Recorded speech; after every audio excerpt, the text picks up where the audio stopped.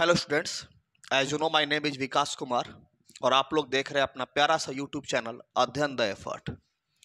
आज जो है हम लोग आज का जो वीडियो सेशन होने वाला है वो आपको पावर इलेक्ट्रॉनिक्स का जो प्रीवियस ईयर का जो क्वेश्चन था 2021 का 2021 जो जेयूटी आपसे पूछा था 2021, इसके जो प्रीवियस उस साल जो आपको क्वेश्चन पूछा गया था उसको आज हम लोग डिस्कस करेंगे।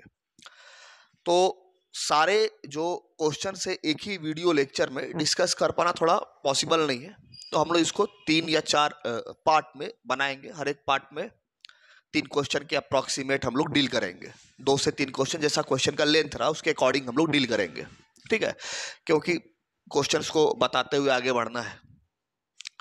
तो अगर हम लोग प्रीवियस ईयर के क्वेश्चंस को देखें, ठीक है, तो प्रीवियस ईयर का जो क्वेश्चन था आपका, जैसा कि पावर इलेक्ट्रॉनिक्स का जो आपका कोड है दैट इज ECE 504, ये कोड है।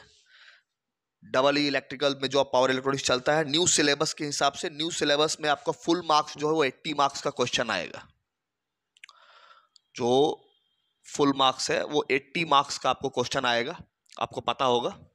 तो आप लोग फर्स्ट टाइम जो है डिप्लोमा में आप लोग पेपर दोगे तो आपको पता होना चाहिए कि जो आपके पेपर्स है वो 80 मार्क्स का होगा।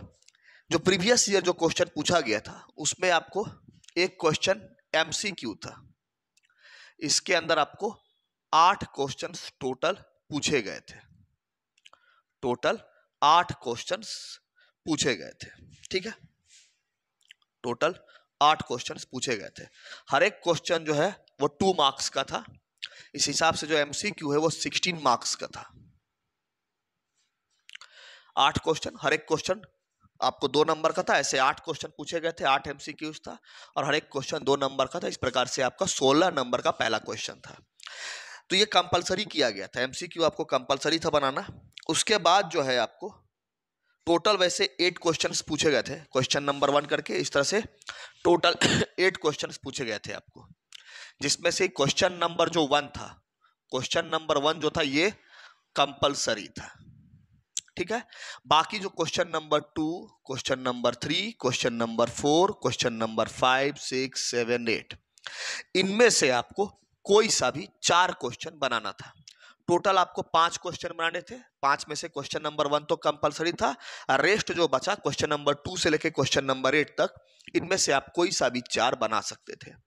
हर एक क्वेश्चन जो है वो 16 मार्क्स का था, ठीक है।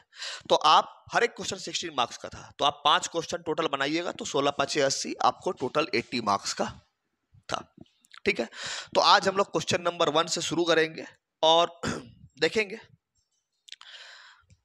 कि आपके किस टाइप के जो क्वेश्चन है वो पूछे जाते हैं। 2021 से अगर आपको पहले के क्वेश्चंस देखने हैं तो अध्ययन द एफर्ट के जो यूट्यूब चैनल है उस पर ऑलरेडी 2020 का जो क्वेश्चन है वो आपको डिस्कस किया गया है। 2020 का रेगुलर और जो बैकलॉग में पूछा गया वो क्वेश्चन दोनों आपको डिस्कस कर दिया गया है।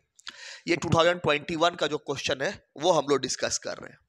मेरा एक सिंपल सजेशन ये रहेगा कि वो स्टूडेंट्स जिनकी तैयारी अभी तक नहीं हो पाई है वो कम से कम प्रीवियस ईयर्स के क्वेश्चन जो है जरूर करके जाएं।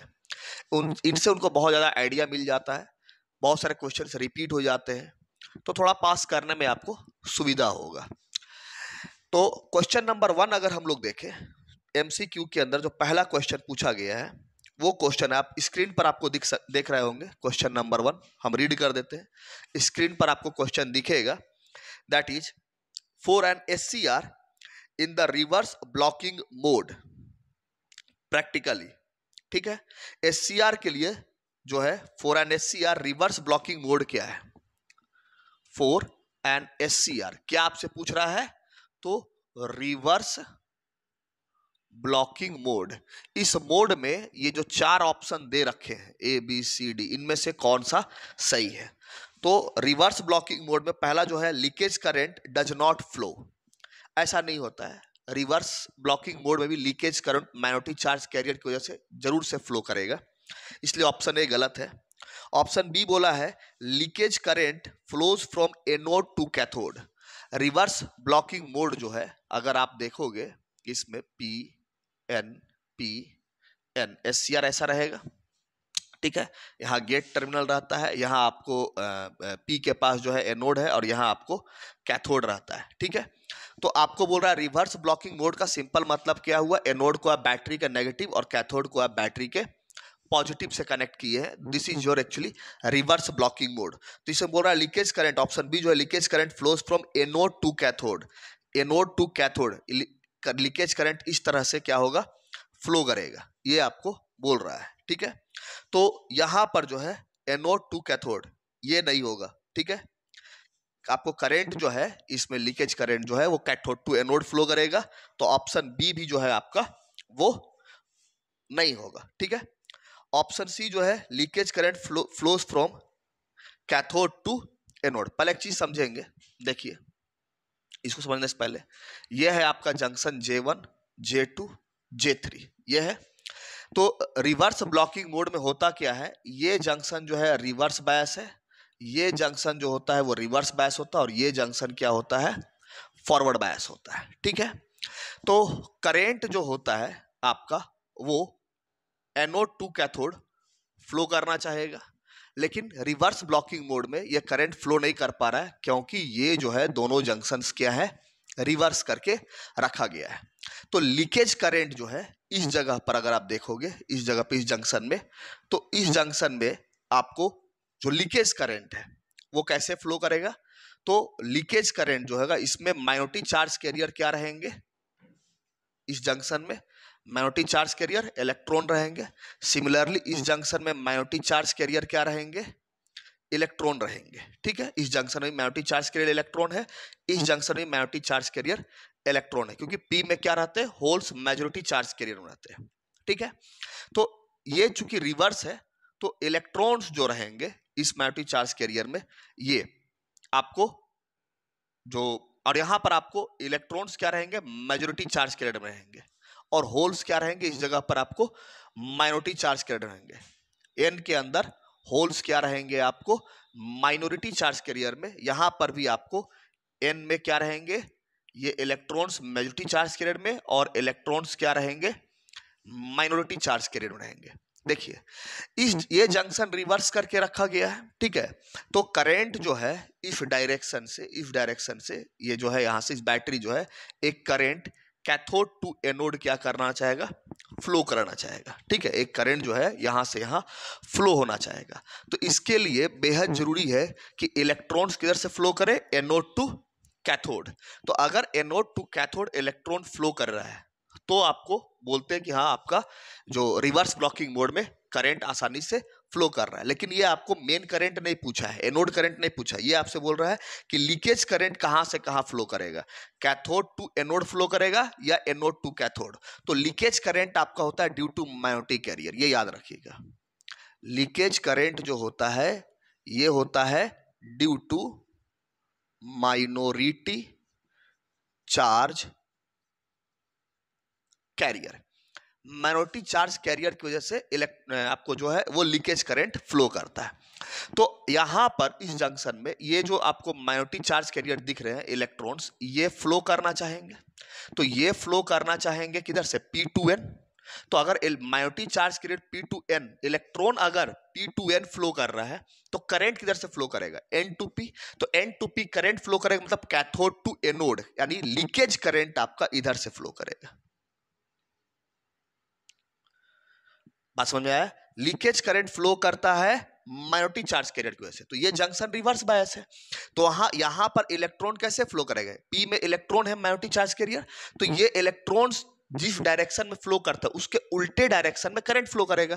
तो ये माइनॉरिटी चार्ज कैरियर P2N आएगा, तो करंट किधर फ्लो करेगा, N2P, मतलब जो आपका लीकेज करंट है यहाँ N2P, यहां पर भी लीकेज करंट जो है वो N2P फ्लो करेगा, क्योंकि इसमें माइनॉरिटी चार्ज कैरियर क्या है, होल्स है, सॉरी इसमें माइनॉरिटी चार्ज कैरियर इलेक्ट्रॉन से, ये वाला जो इनर पी लेयर है इसमें माइनॉरिटी चार्ज कैरियर क्या है आपको, इलेक्ट्रॉन से, ये P2N आएंगे, तो करंट किधर फ्लो करेगा, N2P। तो आप क्या बोलिएगा, यहां पर भी N2P ऐसे लीकेज करंट फ्लो कर रहा है, यहां पर भी N2P लीकेज करंट ऐसे फ्लो कर रहा है, मतलब cathode to anode current flow कर रहा है, लीकेज करंट। तो देखिए कैथोड टू एनोड वाला ऑप्शन सी है, leakage current flows from cathode to anode, option C जो होगा that will be the correct answer, ठीक है।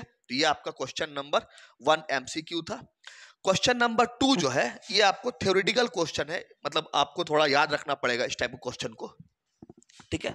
क्वेश्चन नंबर 2 जो है ये थोड़ा थ्योरेटिकल क्वेश्चंस है, इसमें आपको क्वेश्चंस को थोड़ा सा याद रखना पड़ेगा, ठीक है। पहला चीज कि IGBT आपके सिलेबस में नहीं है, आउट ऑफ सिलेबस सवाल पूछा है। क्वेश्चन नंबर 2 जो है ये आपसे पूछा है कि IGBT पोजेस, IGBT मतलब इंसुलेटेड गेट बाइपोलर ट्रांजिस्टर, ये इसका फुल फॉर्म होता है। ये आपके सिलेबस में नहीं है IGBT पढ़ना, ओल्ड सिलेबस में हुआ करता था, न्यू सिलेबस में IGBT आपको नहीं है पढ़ना, तो ये out of the syllabus question है, ठीक है। तो इसमें पूछा है कि IGBT कैसा होता है, लो इनपुट इंपीडेंस होता है IGBT का, हाई इनपुट इंपीडेंस होता है, हाई ऑन स्टेट रेसिस्टेंस होता है, या सेकेंड ब्रेकडाउन प्रॉब्लम होता है। तो एक चीज आपको बताते हैं, IGBT का जो फंक्शन है ये बहुत हद तक मिलता है मॉसफेट से, ठीक है। इसका जो ये इनपुट रेसिस्टेंस वाला जो कैरेक्टरिस्टिक है ये बहुत हद तक किससे मिलता है, मॉसफेट से, ठीक है। तो इसमें जो है आपको high input impedance, option B is the correct answer, high input impedance होता है, ये आपको थोड़ा याद रखना पड़ेगा। ऐसे भी आउट ऑफ सिलेबस क्वेश्चन था, बहुत सारे बच्चे अटेम्प्ट किए होंगे जो तुक्के से सही किए होंगे, ठीक है, कोई बच्चे पढ़ के गए नहीं होंगे, आप लोग पढ़ के गए नहीं होंगे, IGBT आपके सिलेबस में है नहीं, ठीक है। तो ऐसा एक आध दो क्वेश्चन अगर आउट ऑफ सिलेबस आता है तो उसमें आप कुछ किया नहीं जा सकता है, ठीक है, आपके सिलेबस में IGBT है नहीं। लेकिन इसका करेक्ट आंसर क्या होगा, हाई इनपुट इंपीडेंस। IGBT का जो इनपुट इंपीडेंस होता है वो काफी हाई होता है, लाइक अ मॉसफेट का भी इनपुट इंपीडेंस आप याद रखिएगा हाई होता है, ठीक है। सिमिलरली आपको क्वेश्चन नंबर 3 जो है, क्वेश्चन नंबर 3 क्या है, अच्छा एक जरूरी आपको इंफॉर्मेशन जो है वो देना है। जरूरी इंफॉर्मेशन ये है कि अध्ययन यूट्यूब चैनल पर जो है आपको एक जरूरी इंफॉर्मेशन ये है कि आपका जो after diploma JE batches start हो रही है, ठीक है, जेई बैच स्टार्ट हो रहा है जिसमें SSC, जेई और JSSC, जेई, इसके अलावा जो PSU जेई है, इन पर आपको मेन फोकस रहेगा। तो इसका एक स्कॉलरशिप टेस्ट है, यूट्यूब पर ऑलरेडी इसके बारे में जो वीडियोस है वो डाला गया है। इसमें इलेक्ट्रिकल जो डबल ई ब्रांच है, इसके अलावा इलेक्ट्रिकल एंड इलेक्ट्रॉनिक्स जो ट्रिपल ई ब्रांच जिसको बोलते हैं, वो मैकेनिकल और सिविल, इतने ब्रांचेज इस स्कॉलरशिप टेस्ट में पार्टिसिपेट कर सकते हैं। इस स्कॉलरशिप टेस्ट में पार्टिसिपेट करने से क्या होगा, आपका जो कंप्लीट फीस है 20,000 रुपीज, ये आपका पूरी तरह से माफ हो जाएगा, फ्री ऑफ कॉस्ट आप जेई की तैयारी कर पाओगे, जिसमें कि बेसिकली इतने जो एग्जाम है SSC जेई, JSSC जेई और जो इतने PSU है, इस पर हम लोगों का मेन फोकस रहने वाला है। तो ये जो टेस्ट होगा ये 22 मई को कंडक्ट किया जाएगा, जिसका रिजल्ट जो है वो 30 मई को पब्लिश किया जाएगा, ठीक है। तो आप जो है इस टेस्ट में कैसे पार्टिसिपेट कर सकते हैं, इसके लिए जो है आप वो जो YouTube चैनल पे जो या इस वीडियो के डिस्क्रिप्शन में इसका जो लिंक है वो प्रोवाइड कर दिया जाएगा, आप जाकर आपको सिंपल एक नंबर पे कॉल करना है या व्हाट्सअप कर देना, अपने डिटेल्स दे देना है, ताकि आपको ऑनलाइन एग्जाम होगा, इसका आपको इंस्टीट्यूट आकर एग्जाम देने की जरूरत नहीं है, बिल्कुल ऑनलाइन एग्जाम होगा, अपने घर में बैठकर ये टेस्ट दे सकते हो, ठीक है। तो आप जाइए और आराम से ये टेस्ट जो है रजिस्ट्रेशन कीजिए, 22 मई को टेस्ट होने वाला है, आप जितनी जल्दी हो सके रजिस्ट्रेशन कर लीजिए। टेस्ट के बारे में जो भी डिटेल्स है डिस्क्रिप्शन बॉक्स में जो इसका लिंक है, इस वीडियो के डिस्क्रिप्शन बॉक्स में जो लिंक है वो प्रोवाइड किया गया है। चलिए अब आगे बढ़ते हैं, ठीक है। तो आपका जो नेक्स्ट थर्ड नंबर जो क्वेश्चन है वो बोल रहा है the GTO can be turned off. GTO मतलब gate turn off thyristor, GTO का मतलब गेट टर्न ऑफ थायरिस्टर। तो GTO can be turned off, ठीक है। आपको सबको पता होगा GTO जो है, जो लोग पढ़े होंगे उनको मालूम ही होगा, GTO जो होता है इसको टर्न ऑफ करने के लिए हम लोग गेट पर कैसा पल्स देते हैं, तो नेगेटिव पल्स देते हैं, ठीक है। गेट पर हम लोग कैसा पल्स देते हैं, नेगेटिव पल्स देते हैं टर्न ऑफ करने के लिए, ठीक है। तो देख लीजिए सही ऑप्शन कौन सा है, ऑप्शन ए जो है वो बाई पॉजिटिव गेट पल्स होगा नहीं, ऑप्शन बी है बाई नेगेटिव गेट पल्स, तो option B is the correct option, option B is the correct option, ठीक है। नेक्स्ट जो क्वेश्चन है that is the average output voltage is maximum when SCR is triggered at. जो fourth question है, the fourth question is the average output voltage आपसे पूछ रहा है कि मैक्सिमम कब होगा। ठीक है, देखिए आप तो या तो फॉर्मूला से भी निकाल सकते हैं, तो एक सिंपल चीज बताते हैं। जो आपका एवरेज आउटपुट वोल्टेज का जो आपका मैक्सिमम जो वैल्यू मिलेगा वो ऐसा कुछ होता आपका, अगर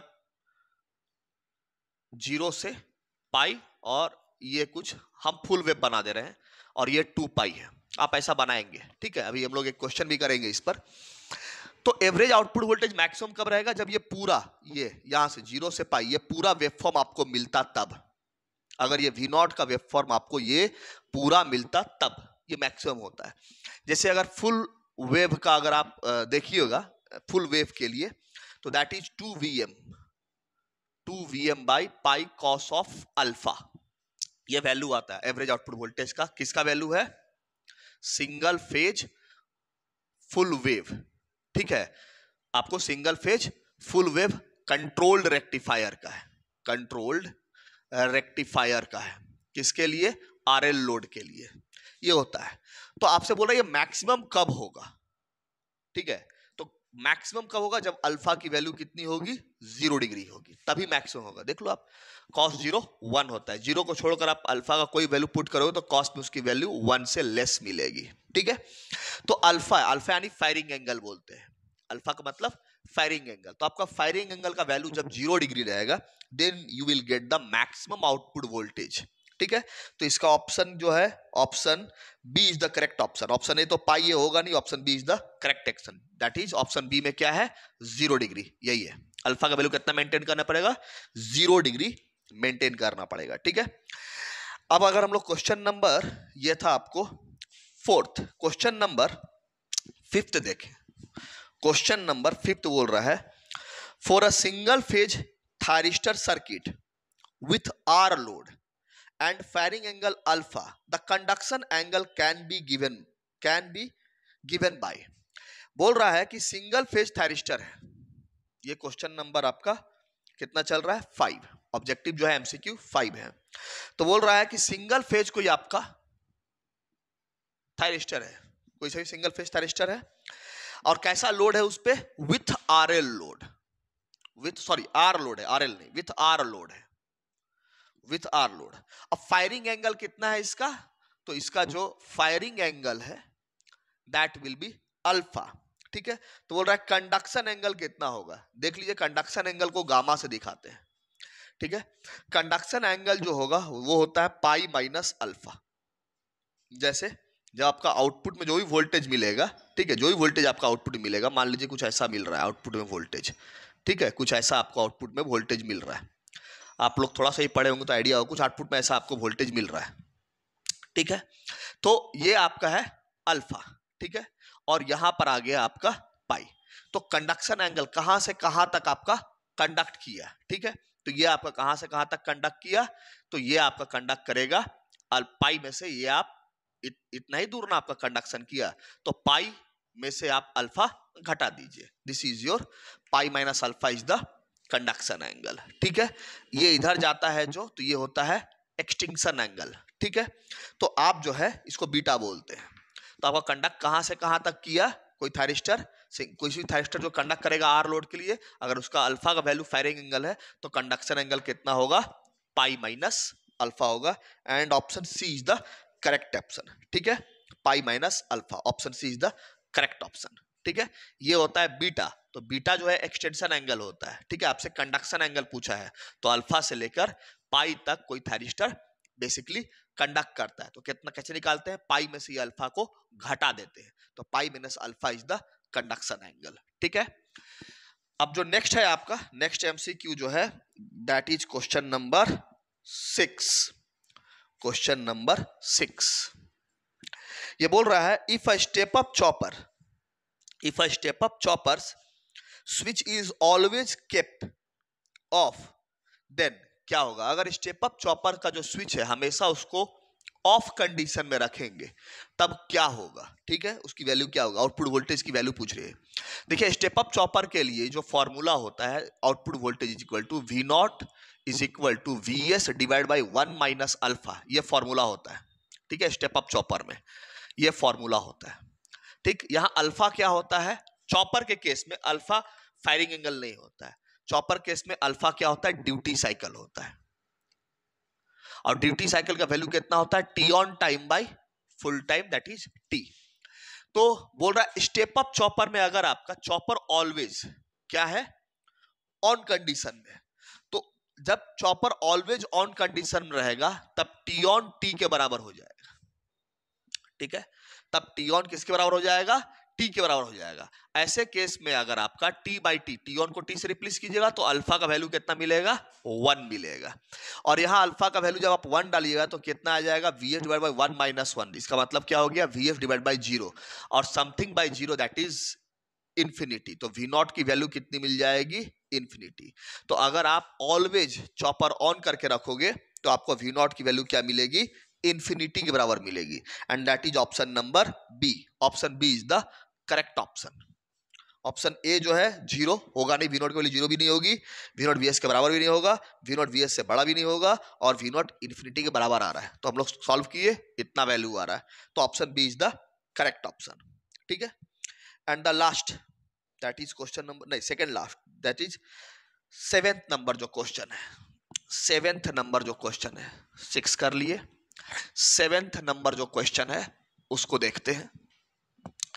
7th नंबर जो क्वेश्चन है ये आपको क्या कह रहा है, 7th नंबर जो क्वेश्चन है ये आपको क्या कह रहा है, बोल रहा a triac can pass a portion of, a triac can pass a portion of half cycle through the load, ठीक है, fill in the blank है, a triac can pass a portion of full stop fill in the blank है, half cycle through the load। तो ट्रायक देख लीजिए, ट्रायक जो होता है, ट्रायक मतलब ट्रायोड फॉर एसी होता है, ट्रायक का फुल फॉर्म क्या होता है, ट्रायोड फॉर एसी, ठीक है। इसको हम लोग पॉजिटिव और नेगेटिव दोनों के लिए, पॉजिटिव हाफ साइकिल और नेगेटिव हाफ साइकिल दोनों के लिए हम लोग डिजाइन करते हैं, ठीक है। तो इसका जो आपको सही आंसर होगा, a track can pass a portion of, supply का कौन सा पोर्शन ये पास कर सकता है, तो पॉजिटिव हाफ भी और नेगेटिव हाफ दोनों ये पास कर देगा, ठीक है, दोनों में ये फंक्शन करेगा ट्रैक। वहां MT1 MT2 ऐसे टर्मिनल आपको देखने को मिलेंगे ट्रैक के अंदर, ठीक है। तो आपका क्या रहता है, both a positive and negative, option C is the correct option, ठीक है। ट्रायक में आपको MT1 MT2 ऐसे टर्मिनल्स रहेंगे, ठीक है, तो एक और गेट एक रहेगा, ठीक है। तो आप वहां पर देखोगे एक बार MT1 पॉजिटिव रहता है और आपका MT2 नेगेटिव रहता है, और गेट एक बार पॉजिटिव और गेट एक बार नेगेटिव बनाएंगे, तो दो ऑपरेशन बनेगा, एक MT1 पॉजिटिव कीजिएगा और MT2 नेगेटिव रखिएगा, और एक बार गेट यहां पॉजिटिव रहेगा और एक बार गेट यहां नेगेटिव रहेगा, तो ये एक मोड 1 बनेगा, ये आपका मोड 2 बनेगा, एक ये दो ऑपरेशन हुआ। इसके अलावा आप बदल दीजिएगा, इधर MT1 आप एक बार नेगेटिव रखिएगा और MT2 आप पॉजिटिव रखिएगा, फिर यहां पर भी गेट जो है पॉजिटिव रहेगा और गेट जो है नेगेटिव, तो मोड 3 एंड मोड 4 ऐसे आपको ट्रायक के अंदर टोटल 4 मोड देखने को मिलेगा। तो इसमें बेसिकली क्या होता है कि आप पॉजिटिव और नेगेटिव ऐसा करते हो, जब तो MT1 पॉजिटिव है तो पॉजिटिव हाफ साइकिल देगा, MT1 नेगेटिव तो नेगेटिव हाफ साइकिल, दोनों पास करवाएगा ये, ठीक है। तो ये positive and negative both half cycle can pass, ठीक है। अब आपका जो है क्वेश्चन नंबर 8 जो है, क्वेश्चन नंबर 8, ठीक है, question number 8, application of cycloconverter, application of cycloconverter आपसे पूछ रहा है क्वेश्चन नंबर 8 के अंदर, application of cycloconverter. First है speed control of AC drive, इसमें भी साइक्लो कन्वर्टर यूज करते हैं हम लोग, इंडक्शन हीटिंग में भी साइक्लो कन्वर्टर यूज होता है, स्टैटिक वार कंपनसेशन में भी होता है, option D is the correct option, ठीक है, option D is the correct option है कि all of the above mentioned, ठीक है। तो साइक्लो कन्वर्टर जो रहता है इसमें जैसे आप ट्रांसफार्मर के अंदर वोल्टेज के लेवल को स्टेप अप या स्टेप डाउन कर सकते हैं, लेकिन वहाँ फ्रीक्वेंसी कांस्टेंट रहती है, लेकिन साइक्लो कन्वर्टर में आप क्या कर सकते हैं, फ्रीक्वेंसी को स्टेप अप स्टेप डाउन कर सकते हैं। मतलब 50 हर्ट्ज आप सप्लाई दिए तो आप 50 हर्ट्ज से अगर बढ़ाना चाहते हैं फ्रीक्वेंसी, 60 हर्ट्ज पे ले जाना चाहते हैं, 70 हर्ट्ज पे ले जाना चाहते हैं, तो you can do this work with the help of cyclo converter. So such cycloconverters which can step up the frequency are known as step up cycloconverter, and such cycloconverter which can step down the frequency are called as step down cycloconverters. Okay, so cycloconverters are basically the device which can step up or step down the supply frequency, और supply frequency को बढ़ा सकते हैं या घटा सकते हैं। तो फ्रीक्वेंसी के साथ जो हमारा टर्मिनोलॉजी रहेगा साइक्लो कन्वर्टर में स्टेप अप स्टेप डाउन रहता है, ठीक है। तो इसका एप्लीकेशन जो है ये दिया हुआ है, तीनों ही इसका एप्लीकेशन है, ठीक है। Speed control of AC drive में भी करते हैं। इंडक्शन मोटर के अंदर आप above the base frequency, below the base frequency कर सकते हो, तो फ्रीक्वेंसी वहां आप चेंज कर सकते हैं with the help of cyclo converters, ठीक है। फ्रीक्वेंसी कंट्रोल मेथड होता है 3 फेज इंडक्शन मोटर के अंदर। तो एसी ड्राइव में आप साइक्लो कन्वर्टर, अगर 3 फेज इंडक्शन मोटर का आप ड्राइव बना रहे हो तो you can use the cyclo converter there. Induction heating में होता है फ्रीक्वेंसी इंडक्शन हीटिंग होता है, ठीक है, वहां पर भी साइक्लो कन्वर्टर्स यूज कर सकते हैं फ्रीक्वेंसी के लेवल को कम ज्यादा करने के लिए। स्टैटिक वार्क कंपनसेटर के अंदर भी इस्तेमाल कर सकते हैं आप साइक्लो कन्वर्टर्स, ठीक है। तो ऑल ऑफ द एबव होगा। तो these are the simple 8 MCQs which are asked in the JUT 2021 exam for power electronics subject, ठीक है। तो ये था, और आज के वीडियो लेक्चर में इतने रहने देते हैं। आप लोग बस डेट याद रखिएगा, लिंक जो है डिस्क्रिप्शन बॉक्स में दे रखा है, आप लोग जाइए और टेस्ट जरूर से अटेम्प्ट कीजिए। नेक्स्ट वीडियो लेक्चर में हम लोग इसका जो सब्जेक्टिव क्वेश्चंस है उसको डिस्कस करेंगे। Till then, thank you very much.